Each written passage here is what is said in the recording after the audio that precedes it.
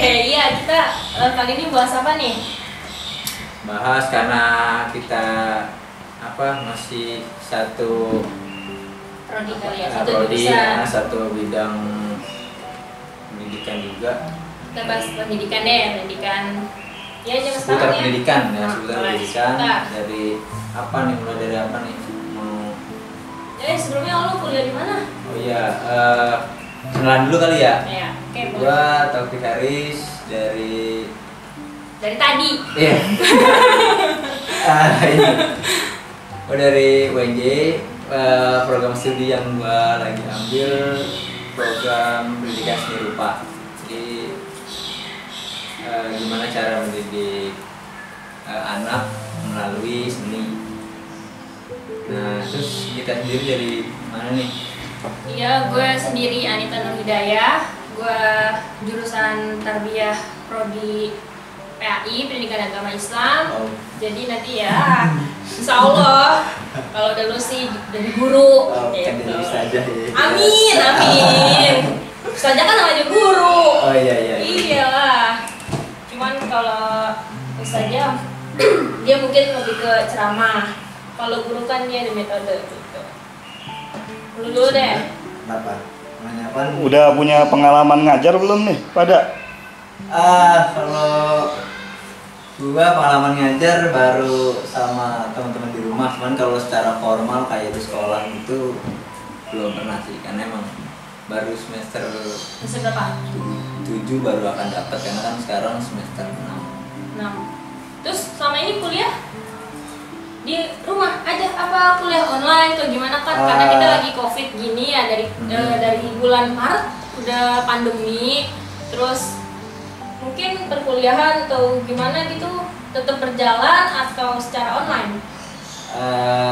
Selama masa pandemi ini Pada liburin? masa selama COVID ini ya, Nah, kuliah sih masih jalan, cuman online. Jadi ada yang via Google Meet atau Zoom, ada yang via WhatsApp, grup WhatsApp doang ada. ya, sama.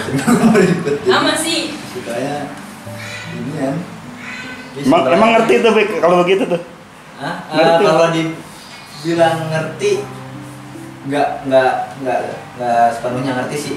Karena kan namanya kuliah di WA grup dengan misalkan satu kelas itu ada 10 orang di dalam grup itu. Apalagi kalau 10-10-nya aktif itu kita mungkin secara respon agak lama ya, karena kita pasti bakal baca satu-satu. Sinyal Sinyal juga. Itu sih yang, jadi kalau buat pemahaman kayaknya agak kurang kurang. efektif ya. Nah, sebenarnya kurang efektif, cuman ya karena ini pandemi aja, terus Mau nggak mau sudah bayar kuliahan. dan kalaupun lewat telekonferensi kayak Zoom ataupun Google Meet juga sebenarnya ya saya masih ada kurang tetap, walaupun kita bisa lihat tetap muka via virtual ya, tapi Bener ya, sih, kurang aja. emang enakannya tuh mau dosennya kayak apa, mau suasana kelas kayak apa, enakan tatap muka langsung kan? Apalagi kalau ada kayak gue, mata kuliah gue tuh ada misalkan mata kuliah pameran ya kan, itu perlu di mata kuliah itu gue ditugasin buat bikin project pameran, rencana pameran gitu. Itu perlu ada konsultasi tuh. Nah kalau selama masa COVID gini agak-agak sulitan nih buat konsultasi, apalagi via virtual gitu atau via WA tuh, karena buat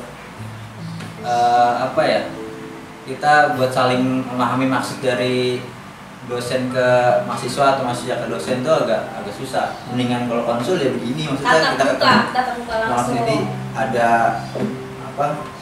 solusinya gitu, terus ngerti gitu. Kalau secara virtual ataupun dari telekonferensi gitu kurang. Emang kurang banget sih dari kita juga kan boros juga, gimana sih namanya kita anak kuliahan nih, budget segitu kita harus beli kuota kan. Nah kuota, sedangkan kalau misalkan itu tuh provider kan beda-beda, ada yang pakai ini pakai itu, yang ini jelas yang ini nggak jelas gitu, karena putus-putus. Jadi dosen yang lagi nerangin ini yang gue rasain ya, dosen lagi nerangin jadi kadang nggak ada suaranya gitu. Iya. Jadi sayang kuota, waktu terbuang juga gitu kan. Emang lagi prihatin sih ininya, suasananya. Jadi ya mau nggak mau harus jalanin kayak gini. Tapi kita berdoa aja semoga cepat selesai di pandemi. Ya, amin. Pengen Stay ini safe sih, guys. iya pengen normal lagi deh, maksudnya kuliah ini lagi. Karena lo kangen nongkrongnya kan? ya itu juga apa ya, karena gue di kuliah juga nggak cuman kuliah doang terus tetap kamu Monoton gitu pulang kan, enggak kan, pasti ada di main sela-sela itu dulu, nongkrong dulu, ngobrol lah, bercanda. ngopi. Iya sama gue juga kayak gitu. Terus tadi udah berpengalaman ngajar belum? Belum, kalau pengajar kayak formal langsung kayak kita gitu belum. Malah harusnya gue nanya ke kita nih gimana nih apa sih pengalaman tuh dari suka dukanya. Asik. Kan ngajar langsung nih, apalagi ngajarnya nggak kayak gue ya, paling minimal SMP SMA. Kalau kita kan anak TK nih kecil, masih kecil banget nih, itu mungkin apa ya, saat ngajar pasti punya treatment tersendiri kan. Ya sih. Itu yang, dan itu juga bakal beda antara gimana kita ke anak TK atau ke anak SMP. Emang kan jenjangnya beda. Itu sebenarnya kalau untuk gue pribadi sebelumnya gue belum punya pengalaman apa-apa tentang guru. Ini juga baru tahun kemarin 2019 baru ngelamar jadi guru TK.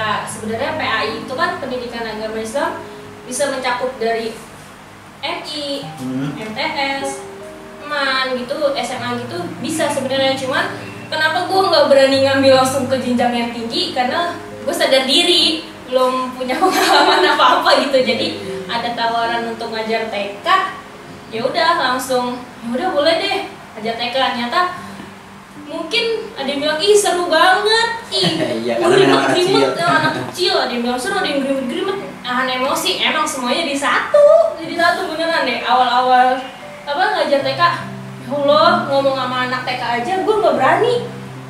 Kenapa tuh? Awal-awal Karena ngomong di depan orang walaupun anak kecil juga kalau belum punya pengalaman ya sungkan, malu nih gimana gitu ya. Tapi gue seminggu dulu tuh main mama ya, seminggu gue liatin guru yang lama, ngeliatin cara ngajar dia, terus nyanyi-nyanyian kan karena TK ada nyanyi-nyanyiannya gitu.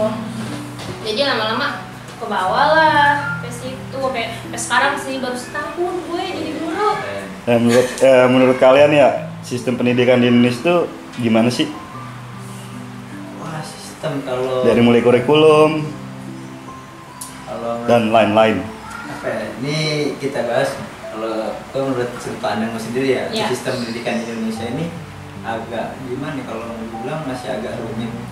Karena oke, kita lihat dari kurikulumnya aja tuh dari pusat kan, tujuannya pendidikan yang sekarang itu ini tentang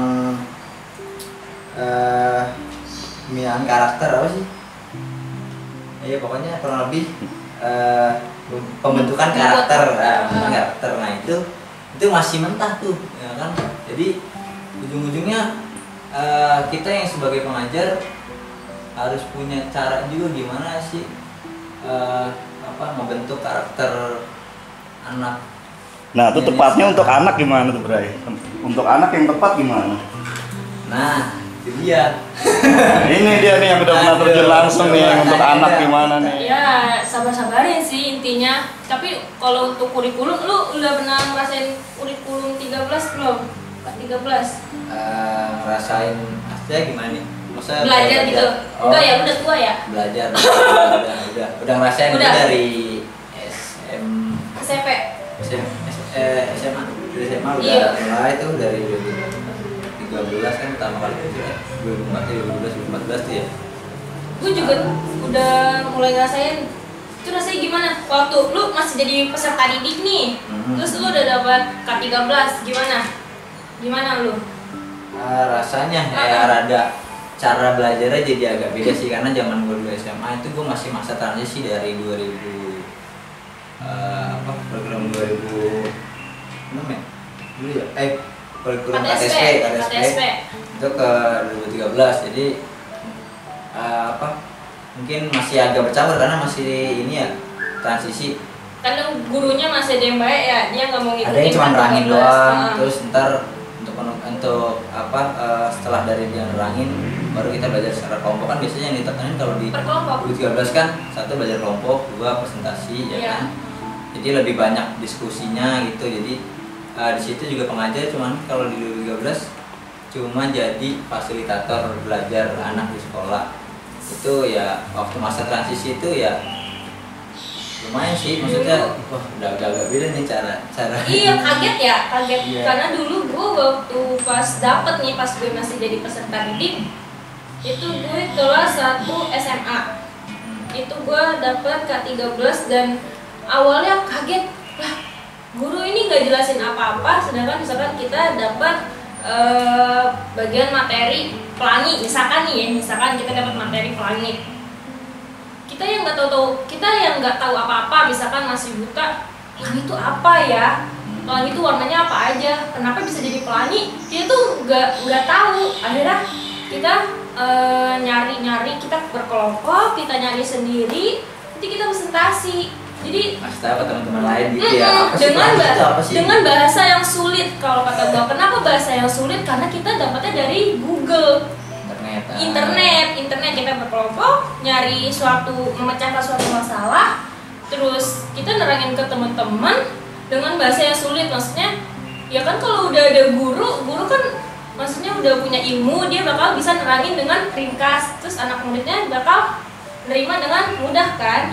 Makanya kalau misalkan untuk teman-teman sekarang yang lagi belajar K13,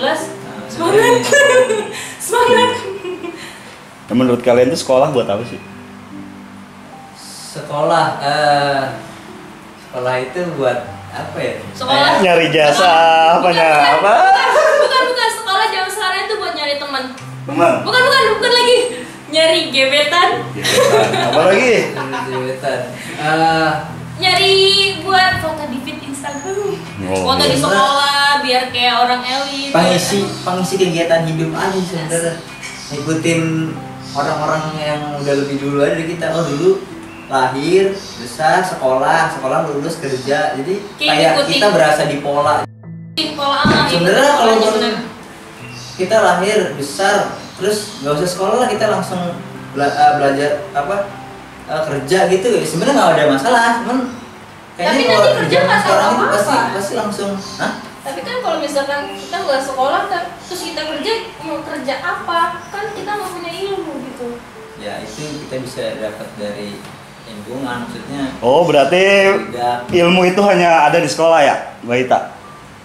Enggak, ilmu bisa ada di mana aja, cuman kalau ilmu formalnya sekarang kan adanya di sekolah. Sebenarnya ilmu sosial juga perlu kan, dan itu nggak harus di sekolah doang, ilmu sosial di lingkungan sekolah juga bisa gitu. Tapi maksud gue kan nanti kalau kata dia nggak usah sekolah, langsung kerja. Nah, kerja apa yang nggak sekolah?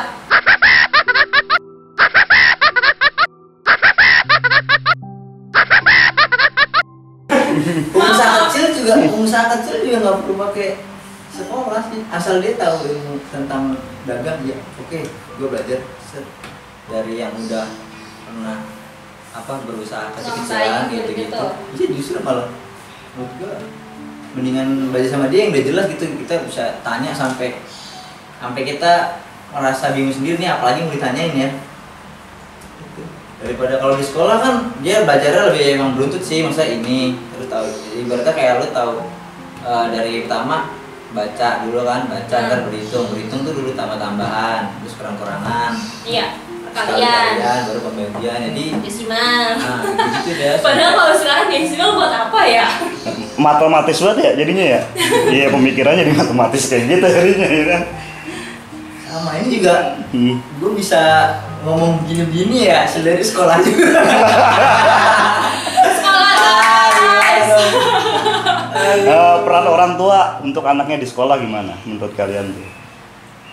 Kalau peran orang tua, seharusnya dia bisa membantu pengajar dalam memberikan pemahaman pelajaran di sekolah. Misalkan gini, ketika anak di sekolah dia ngerasa kurang begitu paham nih, harusnya orang tua tiap kali anak pulang sekolah perlu ditanya. Sebenarnya itu yang udah jarang ditanya.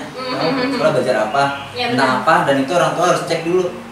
kira-kira anaknya ngerti nggak? Kalau emang belum ngerti bisa diajarin pelan-pelan.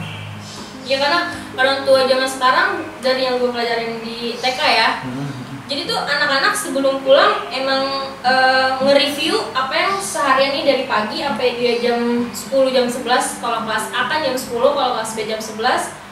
Sebelum dia pulang kita nge-review nih sebagai pendidik. Oh iya, kalian udah ngapain aja tadi selama di sekolah, gini. Oh, mereka udah inget tuh selama dia di sekolah. Otomatis nanti kalau misalkan orang tua nanya, kamu tadi ngapain aja di sekolah? Oh, aku gini. Pasti anak juga seneng kan?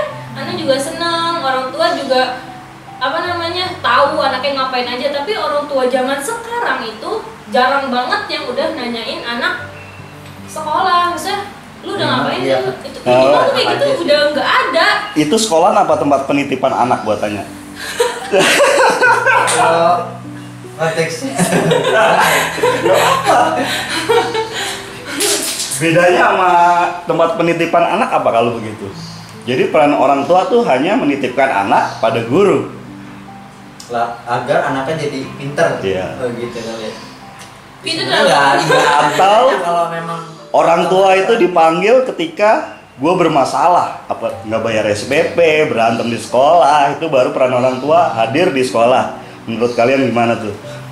Sekolah atau penitipan anak? Itu dulu. Kalau pendidikan anak sulit ya. Nggak apa, perspektif kan boleh-boleh aja gitu. Kita kan Iya. bagi. Iya. anak sih lebih bener sih kan, penitipan anak itu bener karena yang dipanggil kebanyakan emang waktu gue dulu sekolah ya yang bermasalah. Dan ada sih yang maksudnya kira anak-anak berprestasi gitu, maksudnya track recordnya selama masuk sekolah sampai akhirnya dia itu dengan track record yang bagus. Jadi panggilnya pas saat wisuda doang gitu. Pas udah mau besar itu dia baru dipanggil, seolah-olah kayak Nggak sih kalau misalkan tamu terhormat gitu kan. kalau misalkan masih di TK guys. masih di TK enggak kok, jangan penitipan anak enggak, itu taman kanak-kanak iya, Oke. taman kanak-kanak iya, tapi kalau tempat penitipan anak enggak. Nih ya, Gue kebanyakan enggak terima sebagai guru di penitipan anak enggak. kebanyakan yang gue denger nih orang tua gini, udah kamu yang belajar yang bener biar nggak kayak bapak, kamu aja yang pinter. Berarti bapaknya Kurang pinter. harusnya tuh sama-sama pinter. Kan Gimana? orang tua maunya anak lebih dari orang tua. Jadi Misalkan nih, misalkan. biar meningkatkan derajat ekonomi keluarga gitu. Iyalah. Ya udah terusin dulu. Wah, emosi ya. Kita tadinya mau santai aja guys. Iya. Kita tadinya mau santai aja guys. Nggak apa. Harus dong. Dibedol. Ya minum dulu. Tuh NKRI harga mati coy. Ini juga kayaknya udah sih agak-agak menggelitik walaupun kayak kesana ini kata-katanya Don. Kalem. Kalem. santai. Tas dulu kita biar nggak selek. Tos dulu. Aduh. Maaf guys, berisik. Gimana? Gimana tuh? Jadi kesannya gini, ayo kita turunkan kemiskinan. Ya kan menurunkan kemiskinan dari bapak ke anak tuh ya kelar-kelar, nggak diputus-putus. Harusnya oke, saya ini pintar nak, kamu harus lebih pintar. Bapaknya juga harus belajar. Tuh gimana menurut tuh? Jangan nyerahin anak, udahlah di sekolah aja gitu. Dari sekolah kalian. Itulah tantangan sepertinya buat kalian ke depan. Gue kasih gitu aja clue-nya. Oh ya clue-nya. Oh iya. Ya kan bagi-bagi perspektif, bro. Ya kan? Langsung ringkong gitu. Kalau ngeliat, oh ya kita sama kamu seharusnya begini wah. Cengengesan Dulu kan lu pernah sekolah tuh dari SD, TK itu bedanya sekarang apa? Yang tambah atau yang hilang? Maksudnya yang tambah atau yang hilang gimana nih? Apa tuh metode mengajar kah atau apakah? Metode mengajar. Mungkin kalau gue ngerasain sendiri dari mulai tingkat yang rendah ya kelas dasar sampai pada SMA ada sih perubahan ketika apalagi waktu kurikulum kita ganti itu diganti sama Kementerian Pendidikan, itu agak beda emang. Kita dulu SD cuman ibaratnya gue datang ke sekolah ini dikasih materi ya kan, disuruh nyoba, udah nyoba latihan habis itu pulang. Kalau sekarang kan enggak, dulu datang, nah ntar murid yang sudah nyiapin bahan buat belajar, mereka diskusi dengan temannya, lalu ntar guru mungkin hanya menambahkan atau malah bisa jadi moderator doang, moderator atau fasilitator, ya dua-duanya lah itu deh. Gimana buat ada perubahannya sih sebenarnya dari metode pelajarannya emang. Gimana tak, kalau lu kan udah turun langsung nih, lu pernah ngerasain TK gitu kan, sekarang lu nanganin anak TK nih, ngajar anak TK, bedanya apa tuh sekarang? Anak-anak TK dulu sama anak TK sekarang. Nah itu dia. Ih, beda. Dari asupan yang apa yang dilihat kan, Dari cara dulu kan, ngomongnya, dari cara dia bertingkahnya, dari uang jajannya. uang Beda. jajan pengaruh. Pengaruh. Oh, uang jajan pengaruh, hati-hati kalau ngasih. Dalam hal apa nih pengaruh nih? Dalam hal apa nih? Pengaruh. Tapi menarik juga itu yang uang jajan. Kenapa kalau anak yang uang jajannya bisa banyak sama yang dikit, bedanya apa? Kalau misalkan dia uang Bisa jajannya ngecengin. sedikit, dia mikir-mikir buat jajan. Oke, Mikir-mikir. itu Tapi kalau misalkan dia uang jajannya banyak, dia pulang sekolah pun langsung jajan dan dia nggak mau bawa bekal. Gini, lu setuju nggak sama sistem ranking di sekolah? Setuju. Setuju. Setuju. Dia pinter, ranking 1, dia agak kurang di kelas 2, 12, yang pinter di 21. Lu setuju nggak sama perankingan itu? mungkin bukan ringan, lebih ke kayak dikelompok-kelompokin gitu. Ini dari yang Sistem A, ranking A, nggak B, yang C. sistem ranking. Ranking Oh, 1, ranking 2, ranking 3, sampai ranking terjebot. Soalnya gue ngalamin tuh sistem ranking. Oh, Gimana perasaan lo? Gue pernah ranking juga, gue pernah jebot juga. Terus gimana perasaan lo? Menurut tuh gimana? Itu sebenarnya bener gak tuh metode begitu? Manusia di ranking. Kalau manusia di ranking, kalau mungkin derajat mah ya urusan lo. Tapi Hmm. kalau misalkan untuk pendidikan, kalau buat ranking menurut gue sih penting sih. Karena kalau yang ranking 1, dia bisa jadi sombong juga negatifnya. Oh, gue udah ranking 1 gini-gini. Tapi kalau misalkan yang ranking 1-nya emang hatinya bersih, dia bakal terus pertahanin. Terus yang emang belum ranking 1, mungkin kalau emang dia bisa berpikir atau punya motivasi yang bagus, dia bakal ngejar ini ke ranking 1. termotivasi gitu ya. Termotivasi. Buat ranking 1. Tapi kalau emang dia masa bodoh sama pendidikan, berarti dia masa bodoh sama dirinya sendiri. Ya udah, itu resiko dia kan, masa depan dia juga ada di tangan dia sendiri. Sedangkan orang tua aja udah ngebantuin dia sekolah.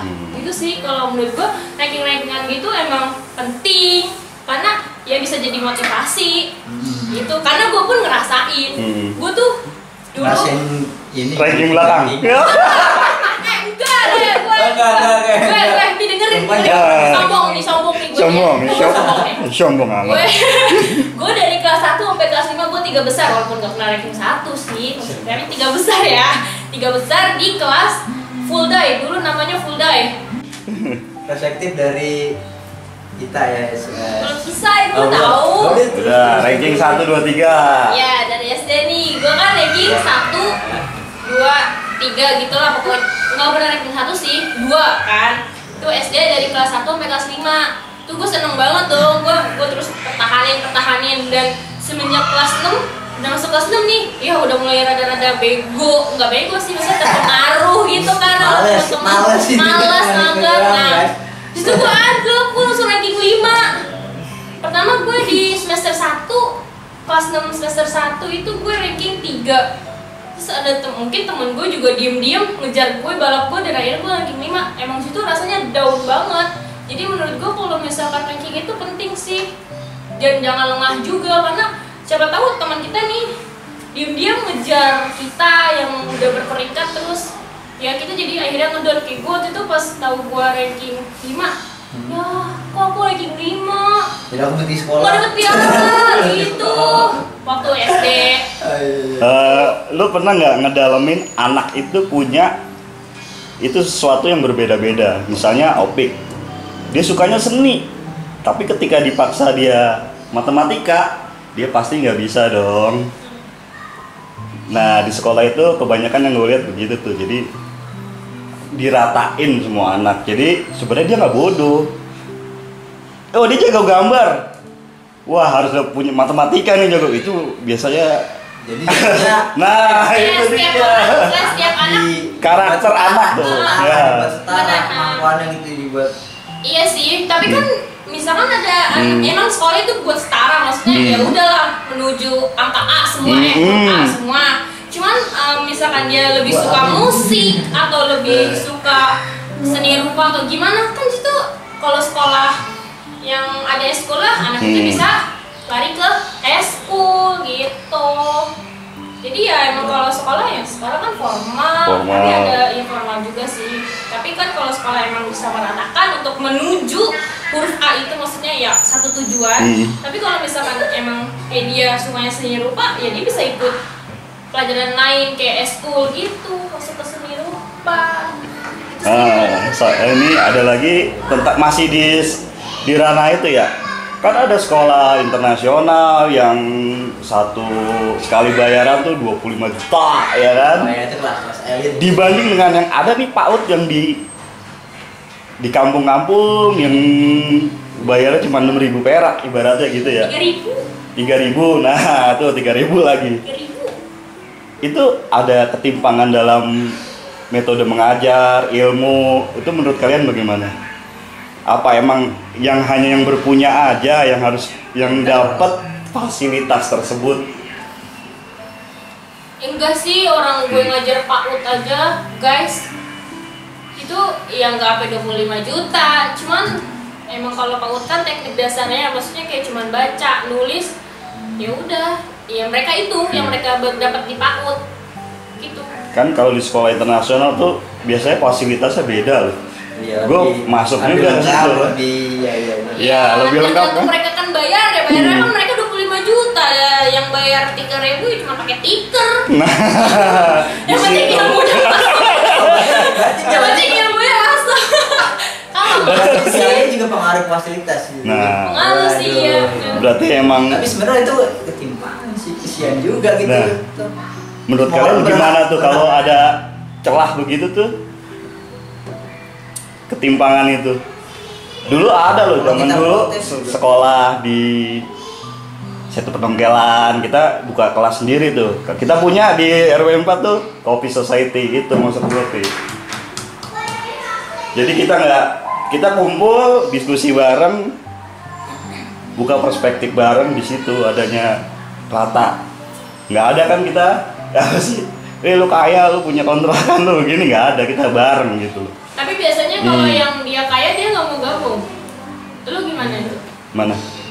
Enggak, kalau di Coffee Society mau kaya mau ini gabung. Karena buka wacana begini perspektif aja. Jadi sebenarnya lebih kayak ngasih hak orang untuk berpendapat secara bebas tanpa ada lu harus begini kok ada. Terus harus bagaimana? Ayo kita jalanin bareng gitu. Kita bikin paling biasanya kalau gitu ujung-ujungnya kita bikin suatu wadah atau tempat yang apa sih dengan biaya kayak di PAUD kampung tapi dapat fasilitasnya kayak yang bayar bintang 5. Nah, itu sebenarnya nama kerennya itu namanya biasa Discalling Society, coy. Coffee Society. Oke, itu dia tuh guru-guru kita, Bray. Cakep, keren gue. Oke guys, sampai sini dulu. Perbincangan ala-ala ala kita lah, bukan dulu lah. Pemuda Tugu. Oke guys, sampai sini dulu perbincangan kita kita berdua dari Pemuda Tugu. Berkarya. Bercanda apa berkarya nih? Berkarya. Jadi bangkit nggak sih? Hah? Jadi bangkit nggak Pemuda Tugu? Insya Allah. Insya Allah. Insya Allah jadi, insya Allah jadi. dulu. Canda dulu. Oke. Dah.